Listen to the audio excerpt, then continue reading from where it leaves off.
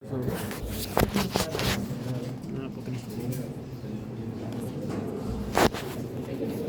parte de la médula espinal específicamente la configuración interna.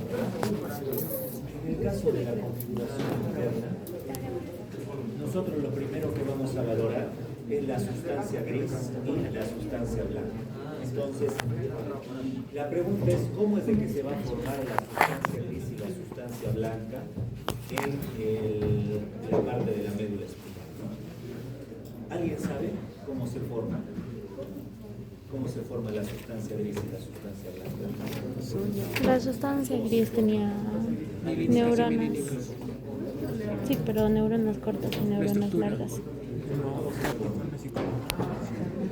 Tipo Golgi, tipo virus. Todo empieza, chicos, en el primer día en donde a nivel de la ampolla de la trompa uterina es en donde tanto por la vía ovárica del ovario va a pasar el ovocito secundario y se va a dirigir a la ampolla y va a unirse con el espermatozoide.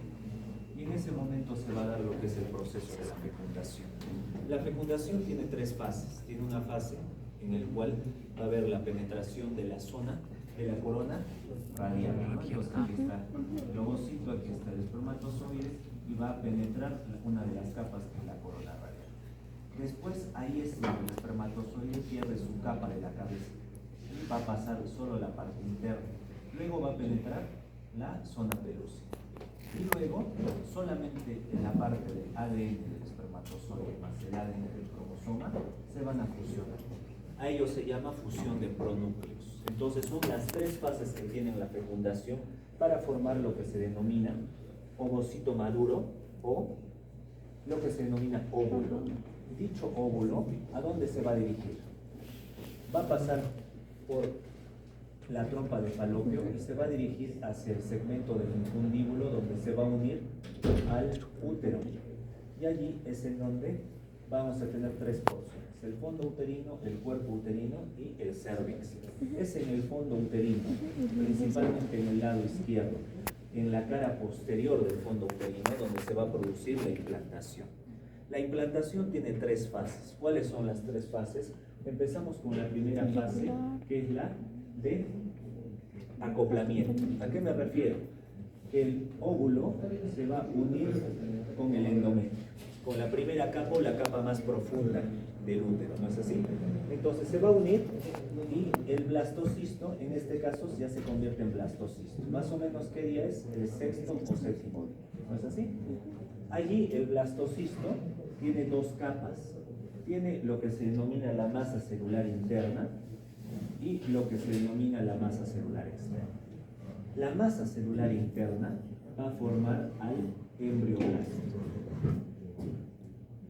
y la masa celular externa va a formar al trofoblasto. El embrioblasto va a formar propiamente al embrión y el trofoblasto va a formar a las estructuras extraembrionales. ¿Ok? Entonces, después viene la segunda fase del acoplamiento, viene la adhesión. El blastocisto, gracias a la membrana, a lo que es la capa celular interna, la masa celular externa, perdón, va a formar dos estructuras que se llaman el sincitotrofoblasto y el citotrofoblasto. El sincitotrofoblasto va a formar las lagunas vasculares y el citotrofoblasto va a formar las vellosidades coreanas. Y junto, ellos dos van a formar parte de la nutrición en el embrión. ¿Ok?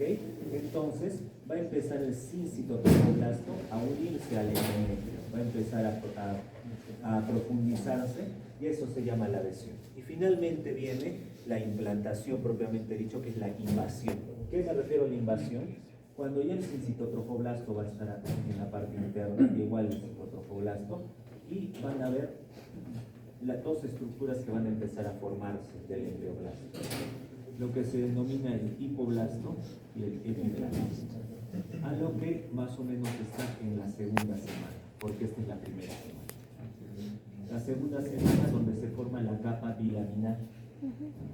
Estas son las dos capas bilaminares, que es el hipoblasto y el epiblasto. El hipoblasto, ¿qué va a formar? el saco vitelino y la membrana exocelular, que también van a dirigirse para la nutrición. Y el epiblasto va a formar el ectodermo, el mesodermo y el endodermo. ¿A qué me refiero con ello? A la tercera semana o el disco trilaminar. Ello más o menos es. Entonces, si nosotros lo valoramos de esa manera, ya tenemos el esquema inicial de cómo se va a formar la parte neurológica, porque en la tercera semana, más o menos en la semana 21, en el día 21, 23, es en donde se empieza a formar el ectodermo neural. El ectodermo neural está relacionado con la parte dorsomedial de la estructura del embrión. ¿Okay? Entonces, en la estructura del embrión, propiamente, en la parte dorsomedial, se va a encontrar una estructura que se llama notocorda. La notocorda va a tener somitas. ¿Qué son los somitas? Son las células madres. Y en el sistema nervioso se denomina neuroblasto. En el sistema, por ejemplo, óseo, ¿cómo se denomina? Osteoblasto. Perfecto. Esos somitas, esas células, van a empezar a distribuirse en la parte más superior y como también en la parte más inferior. Y es en ese momento en donde van a formar dos pliegues o dos placas, que es la placa neural, ¿no? La placa neural. Cuando se va a engrosar más, se va a convertir en pliegue neural. Y al engrosarse más y haber más células neuroblásticas, va a formar lo que se denomina la cresta neural. Y como se va a separar los pliegues neurales, va a formar un espacio que se llama neuroporo anterior, porque está en la parte anterior o superior. Y en la parte inferior pasa igual, y se forma el neuroporo posterior. Diferencia el cierre del 25º día del 25º, 3 días más, ¿no? Hasta ahí es la formación de lo que se denomina el tubo neural. El tubo neural tiene dos partes, uno que es un tubo neural cefálico y un tubo neural caudal. El cefálico está relacionado con la formación de las vesículas cerebrales primarias, ¿okay? Y el caudal está relacionado con la formación de la médula espinal. Entonces, lo que nosotros tenemos que valorar es la formación de la médula espinal, hasta allí. Entonces, vamos a colocarlo de esta manera para que lo entiendan. Aquí tenemos lo que son los neuroblastos, en el cual van a empezar a proliferarse hacia la parte externa. Y allí van a empezar a formar una capa que va a tener, ¿cuál es la diferencia del neuroblasto con estas neuronas? Que su núcleo va a ser mucho más grande y van a empezar a formarse dendritas, ¿no? Las terminaciones de asociación entre neuronas. A eso se llama cuerpo neuronal. Y el cuerpo neuronal, ¿qué cosa es? Es sustancia gris. Esta capa se va a llamar zona del manto, que viene a ser la sustancia gris de la médula espinal. Y después vamos a tener los cuerpos neuronales, más o menos en la quinta semana, sexta semana, van a empezar a formar sus axones, que son los axones primarios, o ya maduros. Y ahí se forma una tercera capa, que se llama la zona marginal. Y la zona marginal viene a ser propiamente la sustancia blanca. Y es allí en donde se forma la estructura de una médula espinal. ¿Ok? Pero ¿qué más tenemos? Estos axones todavía no van a tener mielina. El neuroblasto es una de las células germinativas o de células madre. Otro de las células viene a ser los oligodendroblastos, que lo voy a poner como si fuera un triángulo. Los oligodendroblastos también van a pasar a la zona exclusivamente marginal y van a formar lo que se denomina las vainas de mielina. Entonces, el oligodendroblasto que va a formar el oligodendrocito, y ahí es donde se va a formar. Pero en la zona periférica, ¿quién lo va a formar? Las células de Schwann. ¿Y quién lo forma? Las células de Schwann, la cresta forma las células de Schwann, forma las neuronas o los neuroblastos autonómicos, forma las células para la formación de las meninges, ¿no? Forma las células para los nervios periféricos. ¿Ok? Entonces, aparte de estas segunda neurona, viene una tercera neurona que se llama astroblasto, que va a formar los astrocitos tanto para la zona del manto y para la zona marginal. Los astrocitos protoplasmáticos y fibrosos, ¿cuál es su función? Sostén y nutrición vascular. Por eso va a nutrir tanto a la sustancia gris como a la sustancia blanca. ¿Ok? Y ahí está toda la conformación. Por consiguiente, es lo que está en el dibujo. La sustancia gris está en el medio, que viene a ser la zona del manto. Y lo que está en la parte externa es la zona marginal, que es la sustancia blanca, que son los axones. La sustancia gris son los cuerpos neuronales. ¿Okay? Eso es la primera parte que ustedes tienen que entender. Pero en esta zona, en la parte media, hay un espacio que va a formar parte del conducto primario y que va a estar dividido por una membrana que se llama la membrana limitante externa. La membrana limitante en la médula espinal, vamos a ver que va a dividirlo en dos. Una porción que es dorsal, que se llama pars alar o pars dorsal, y una porción que es anterior, que es pars basal, pars ventral o anterior, ¿no? Y esta es posterior. ¿Por qué motivo? Porque va a dividir la función celular de los cuerpos neuronales y de los axones. ¿Ok? Porque la médula espinal, ¿qué viene a hacer? Es una conformación de cuerpos neuronales y de axones cuya finalidad es integrar arcos reflejos. El paso de los impulsos nerviosos, tanto del sistema nervioso, o sea, de la parte sensitiva, la parte motora y la parte autonómica, y controlar esos impulsos nerviosos. ¿Okay? Esa es la definición neuroanatómica de la médula espinal. Y por consiguiente, la pars alar o la pars dorsal tiene una función netamente sensitiva y la pars basal o ventral o anterior tiene una función de tipo motora. ¿Quién lo divide? El surco limitante. Y eso lo van a ver más en tronco encefálico, porque cuando nosotros estudiemos bulbo raquídeo, protuberancia, mesencéfalo, se va a dividir en dos porciones que se llaman porción del piso o porción basal, y el otro es porción del pecho, tectum o tegmento, ¿no es así? ¿Y por qué se da eso? Porque la porción basal en la parte media, embriológicamente, va a dar un espacio, una porción media que se llama la porción del piso, del suelo o la porción basal. Y en la parte posterior va a dar la porción del pecho, tectum o tegmento. Entonces ahí es, chicos, donde tienen ustedes que fijarse de por qué motivo en el tronco encefálico se va a producir ellos. Es por este motivo. ¿Ok? Entonces, hasta ahí ya tenemos la parte introductoria de lo que es la médula espinal, su configuración interna. Y ahora vamos a pasar a explicar qué es lo que va a encontrarse dentro. Lo primero, en la sustancia gris, que son los cuerpos neuronales, vamos a tener tres zonas específicamente en la sustancia gris. ¿Ok? ¿Cuáles son las tres zonas? Lo que se denomina astas. Astas, cuernos o columnas. Tenemos una asta que es posterior, ¿no? Y luego tenemos una zona intermedia que se llama comisura gris. Y luego tenemos una zona anterior, una zona posterior, una zona intermedia y una zona anterior. ¿Ok? Ustedes saben que la zona posterior es una zona sensitiva. ¿No es así? Por lo que ya hemos visto. La parte del asta anterior es una zona motora. Pero hay algo más, tenemos que darle otro nombre más. De tipo somático. ¿A qué me refiero de tipo somático? ¿Alguien sabe? ¿Alguien Vegetativo. sabe por qué se le dice de tipo somático? Porque es vegetativo.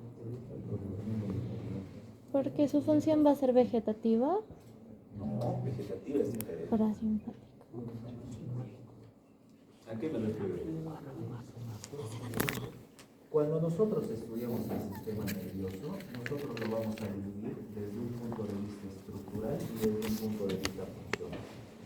Cuando lo estudiamos desde un punto de vista estructural, nosotros lo vamos a dividir en un sistema nervioso central y en un sistema nervioso periférico. Y ahí está todo lo que hemos estudiado en la anterior clase. Desde un punto de vista funcional, se divide en un sistema nervioso somático y un sistema nervioso Vegetativo. ¿qué sería? Visceral o autonómico. ¿Ok? Y este sistema nervioso somático tiene una porción sensitiva o una porción motora. ¿Qué es lo que estamos viendo? La porción sensitiva o porción motora. ¿Qué se refiere somático? Que va a dar inervación exclusivamente al músculo esquelético de la parte sensorial de los sentidos. Esa es su función principal. Que pueda ser sensitiva o motor varía y lo vamos a ver.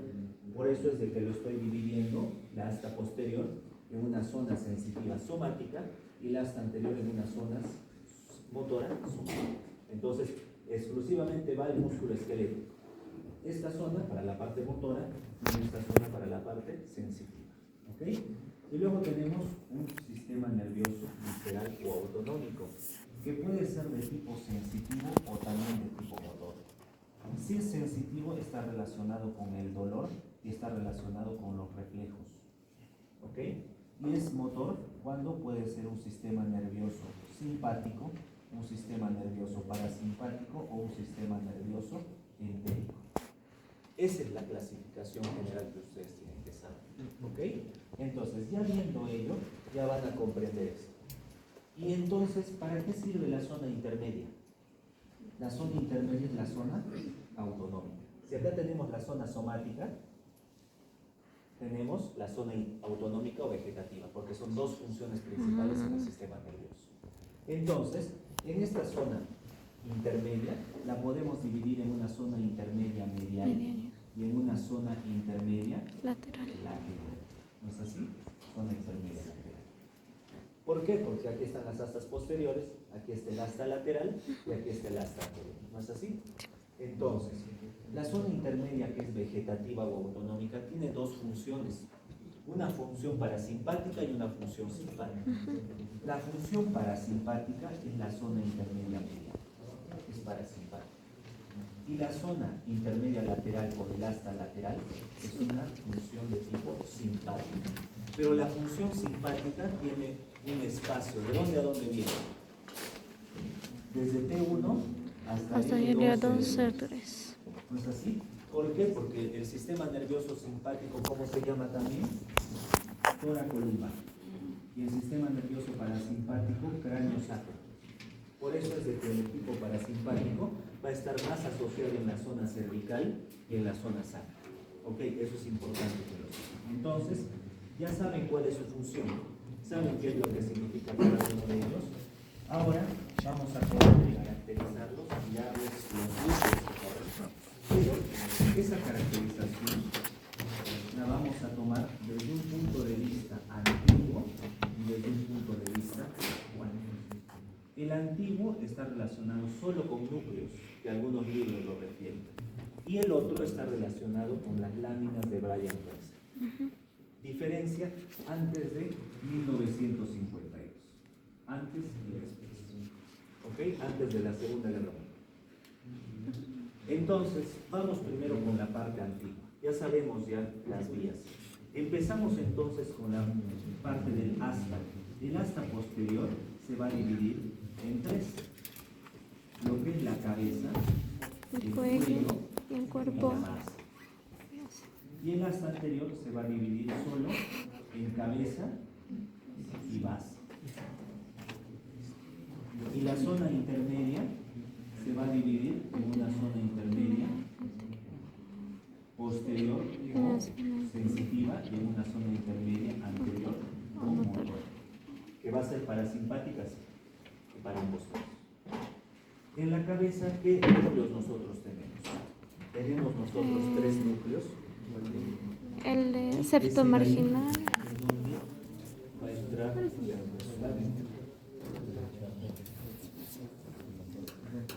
aquí está. El septo marginal. En este caso, chicos, nosotros tenemos en la cabeza el núcleo que está más posterior, que se llama núcleo posteromarginal o marginal. ¿Cuál es su función principal, chicos? Termoalgesia y tacto fino o epicrítico. Tacto fino, sinónimo epicrítico. Ahorita les voy a explicar un poquito más de las vías, para que lo entiendan más, pero hasta ahorita es poco.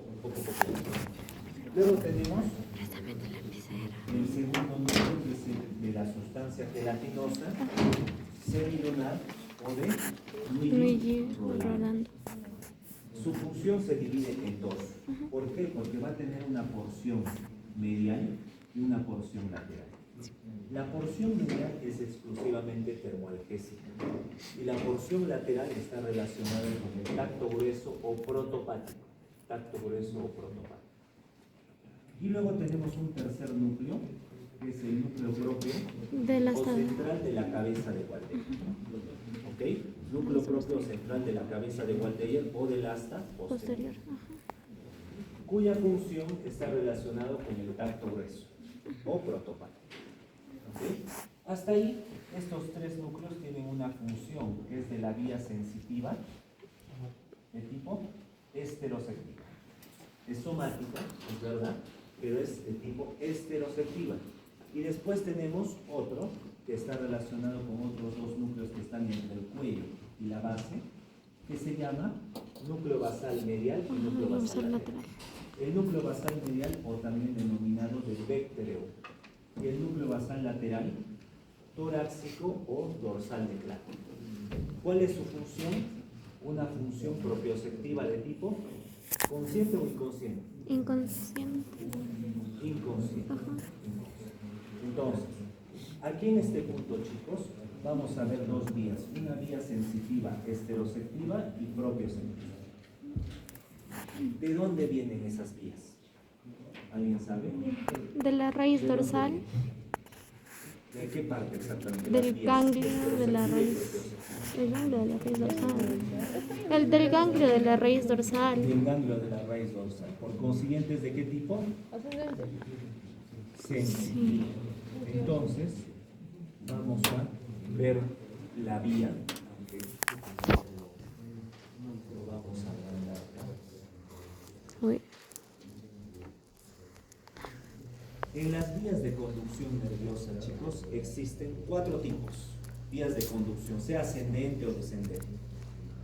Vía sensitiva, vía motora, vía de asociación y vía sensorial. Son las 4 principales, ¿ok? De las cuales nosotros el día de hoy vamos a estudiar tanto las vías sensitivas como las vías motoras. Como resumen, en este punto nosotros vamos a ver que la vía sensitiva se va a dividir en dos. Una vía sensitiva esteroceptiva y propioceptiva. La esteroceptiva está relacionado con la piel y es exclusivo de la epidermis y la dermis, todos sus receptores. Y la vía propioceptiva o profunda está relacionado con ¿quién? Músculos, ligamentos, articulaciones. ¿Por qué motivo? Cuando nosotros hablamos de vía esteroceptiva es lo que nosotros sentimos en la piel, ¿ok? Y puede ser de un tacto fino epicrítico cuando tiene una presión suave o un tacto grueso o protopático. ¿A qué me refiero con eso? Cuando ustedes estudian semiología, no se recuerdan que tenemos que hacer un tacto más superficial y un tacto profundo. ¿Es así? ¿Por qué motivo? Es por ello. Ahí viene la sensibilidad tanto superficial, que es de un tacto fino, y de un tacto más profundo o tacto grueso, lo primero. Y después viene la vía de la termoalgesia. Todo ello conforma la vía esteroceptiva o superficial, que solo se encuentra en la parte de la piel. Y la vía profunda, que es la propioceptiva, es la vía consciente o inconsciente, ¿no? ¿A qué me refiero con ello? Ustedes están empezando a escribir y van a ver cómo van a apretar, van a presionar los dedos de la mano y van a apretar el plumón o el lapicero. Van a colocarlo para mejor posicionarlo en la tabaquera anatómica y van a realizar el proceso de escritura, pero lo van a pensar poco a poco. ¿No es así? Eso es una propiocepción de tipo consciente. Saben que es lo que están haciendo. Por consiguiente, toda la información que vaya de la médula, ¿a dónde creen que pasa? A la corteza. Por eso es consciente. Y bien consciente es cuando ustedes están escribiendo y están realizando otras cosas. ¿Por qué? Porque ya lo han aprendido, saben cómo realizarlo, pero pueden hacer otras cosas o pueden estar escribiendo y pensando que lo que están escribiendo, digamos, del tálamo, el tálamo tiene cuántas divisiones, tiene 3 o tiene 2 clasificaciones, tenemos que valorar. ¿Entienden? O, por ejemplo, ustedes están empezando a jugar fútbol y tienen que mirar cómo van a patear la pelota, cómo van a ganar. Propiocepción consciente. Inconsciente, cuando ya saben cómo jugar, ya no piensan en cómo patear la pelota, sino están pensando en cómo poder pasar por su contrincante. Esa es la diferencia, ¿no? Y la vía de propiocepción inconsciente va hacia el cerebelo. Por consiguiente, la propiocepción consciente es voluntaria, la propiocepción inconsciente es involuntaria. Cuando te vas a caer y tú inconscientemente tienes que poner tu pie. Esa es propiocepción inconsciente. Consciente es cuando te vas a caer, pero pones tu mano y ya no te vas a caer. Consciente. Entonces, más o menos ese es en general. Y todo ello es vía sensitiva, chicos. Y la vía motora se divide en dos. ¿Cuál creen que sea la vía motora? La vía piramidal y la vía extrapiramidal. La vía piramidal, movimientos voluntarios, y extrapiramidal, movimientos involuntarios. Así de sencillo.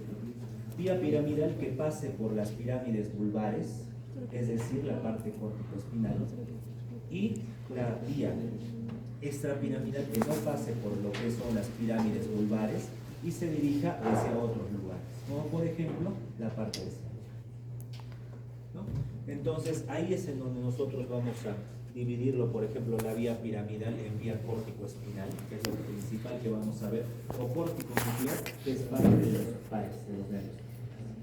¿Ok? Y la vía extrapiramidal, que puede ser primaria o secundaria, dependiendo de lo que vayamos a ver. Entonces, ya habiendo visto el resumen, nosotros ya podemos entender un poquito más a qué me refiero con vía estereoceptiva y vía propioceptiva.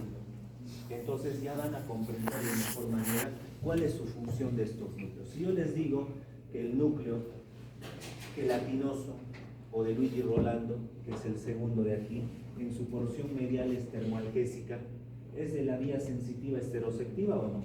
Sí. Sí, porque tenía 3, tanto fino, tanto grueso y termoalgésico. Por consiguiente, vía estereoceptiva o superficial, de la piel. Si yo les pregunto del basal medial o del basal lateral y es propioceptivo, ¿consciente o inconsciente? Inconsciente. Entonces nosotros no pensamos antes de actuar o reconocer algo. Porque ¿qué significa propiocepción? Reconocimiento de una parte de nuestro cuerpo. Eso es propiocepción. ¿Ok? Perfecto. Y que puede tener 5 tipos la propiocepción. Podemos reconocer la vibración de los objetos, podemos reconocer con el tacto fino o epicrítico las cosas, pero es vía propiocepción. Podemos reconocer el peso del objeto, podemos reconocer el tipo de objeto y podemos discriminar 2 puntos en nuestro cuerpo. Esa es la vía propioceptiva. ¿Ok? Perfecto. Entonces, hasta ahí ya están los 5 núcleos del asta posterior. Ahora nos vamos al asta anterior, que es la vía motora. En la vía motora nosotros tenemos 2 partes. La base, en donde se encuentra el núcleo de la base. El núcleo de la base, que su función es regulador. Cuando indico regulador, ¿qué significa? Que va a inhibir algo. Ahorita les voy a explicar de mejor manera, pero va a inhibir algo. Lo siguiente es en la cabeza, que miren, vamos a ver en ahí un poquito, fíjense la ubicación de los núcleos porque va a cambiar en la vía actual. Cuando nosotros tenemos aquí, va a haber 4 núcleos. ¿Ok? Obviamente estos son los anteriores, los posteriores, laterales y mediales. ¿Ok? Aquí en esta zona de la parte, por ejemplo, de la parte lateral, es la parte apendicular de los miembros. La parte medial es la parte axial. La parte posterior es la parte de los flexores y la parte anterior es la parte de los Extensores. Entonces, si uno indica, por ejemplo, ¿no? Está queriendo tocar el pulmón, pero nosotros empezamos con la vía sensitiva, propioceptiva, de tipo consciente, porque estamos queriendo agarrar el pulmón. va a mandar esa vía, todo el estímulo hacia la parte de la corteza. ¿Hacia qué parte? La postrolándica, que es la sensitiva primaria 312. ¿No es así? El área o el giro.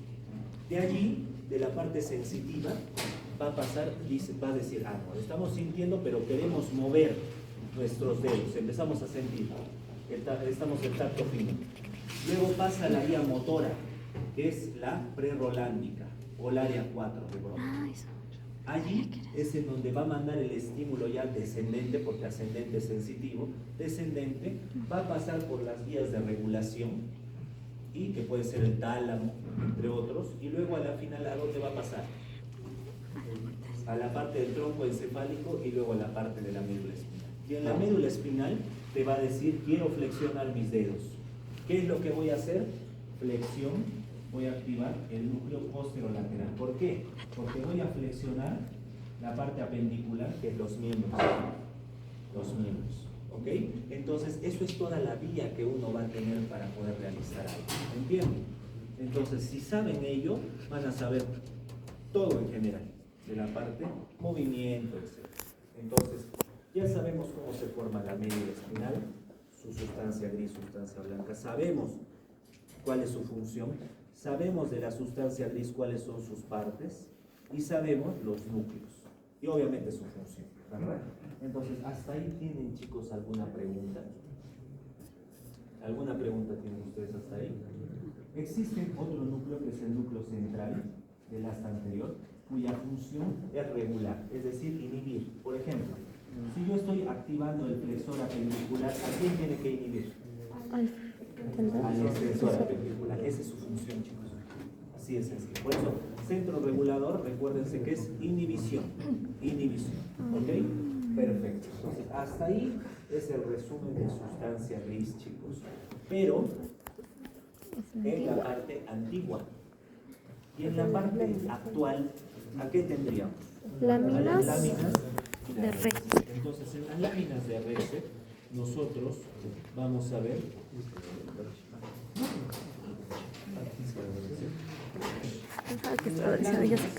vamos a correlacionarlas con los núcleos.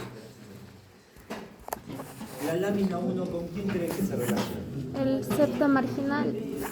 Con el núcleo posteromarginal o marginal de Guatero. No me equivoco. La lámina 2. Con la sustancia gris. O de Luillo. La lámina, el núcleo propio, ¿con qué láminas? Lámina 3 y 4. 3 y 4. 3 y 4. Por eso en el dibujo el núcleo propio tenía mayor espacio. 3 y 4. Y la lámina 5 y 6, ¿con qué núcleos? La basal medial y la basal lateral. Basal medial y basal lateral. Hasta ahí las 6 láminas, pero después ahí se complica un poquito porque descubrieron 4 núcleos más en la zona intermedia. Y en esa zona intermedia nosotros vamos a tener los 4 núcleos. El núcleo que está más cerca a la parte medial, No, es intermedio. este núcleo de aquí. ¿Qué núcleo es? Es el núcleo Intermedio. medial. Medio. ¿Cómo se llama ese núcleo intermedio medial? Es el basal medial o el de Pempter. O sea, tiene la misma función propioceptiva, inconsciente, pero también tiene cierta función visceral de tipo parasimpático. Luego tenemos el intermedio lateral, pero que se va a dirigir hacia esta zona, va a ser más cerca. ¿Y cuál va a ser su función? De tipo parasimpático para reflejos viscerales. Esa es su función. Después tenemos un tercer nervio que es de tipo simpático. Y si es de tipo simpático, va a estar en la zona intermedia medial o en la lateral. Medial. En la lateral. Por consiguiente se llama autonómico simpático. Va a tener todas las funciones de la vía simpática. Y luego tenemos un cuarto que es el autonómico sacro, cuya función va a ser de tipo parasimpático. De tipo parasimpático, ¿no? Entonces, ¿qué va a hacer, por ejemplo? Contraer el pulso. Entonces, Para la tarea en casa tienen que saber las diferencias entre la parte simpática y parasimpática. ¿Cuál produce miosis? ¿Cuál produce miliasis? ¿Cuál produce mayor peristalsis? ¿Cuál menor? ¿Cuál produce broncodilatación? ¿Cuál produce broncoconstricción? Vasodilatación, vasoconstricción. Esa es su tarea para la casa. ¿Ok? Porque quiero que sepan la diferencia entre simpático y parasimpático.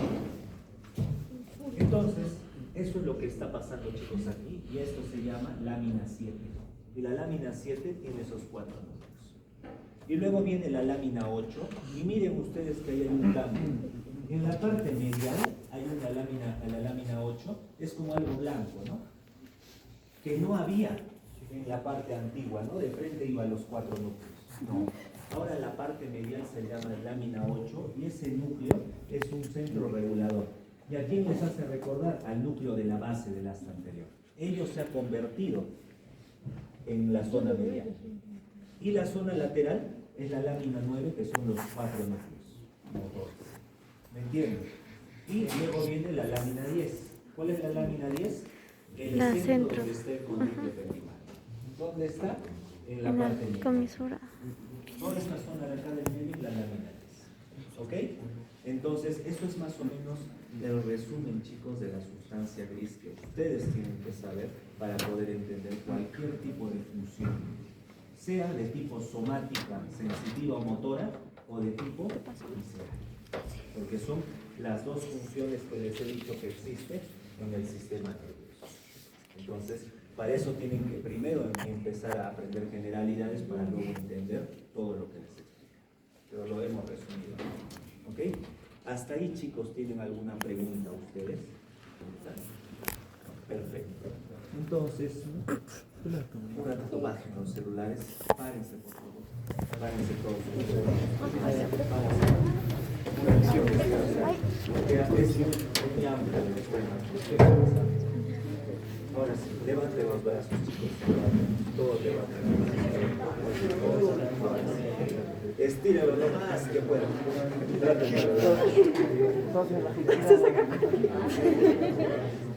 Ahora van a colocarlo de esta manera, estírenlo todos sus dedos, también la parte.